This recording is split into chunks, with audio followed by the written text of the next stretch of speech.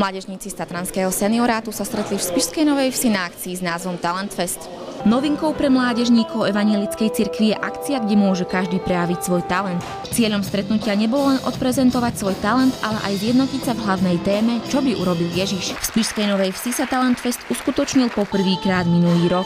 Talent Fest je vlastne stretnutím mladých ľudí, ktoré by sme chceli urobiť vlastne takou tradíciou. Program je vlastne o tom, že ľudia z mládeži prichádzajú, aby urobili pre seba samých program. To znamená, že nikto nezostáva pasívny, aby aj ostatným ukázal, aké má schopnosti, či už je to hudba, či je to film, či je to nejaké divadlo, prípadne nejaké výtvarné umenie. Každá mládež mala priestor na svoj program a prezentáciu svojho zboru. Aj spišsko-novoveskí mládežníci prispeli do programu, a to krátkou scénkou konfirmandov a svojou kapelou. Basic je kapela kresťanská gospelová, ktorá vznikla zhruba pred 2,5 rokom zhruba.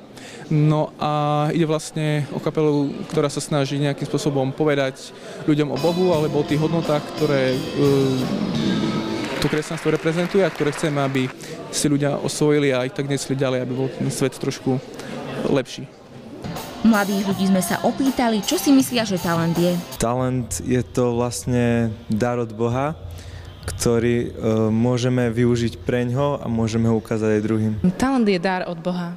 Teda je to niečo, čo si dostal.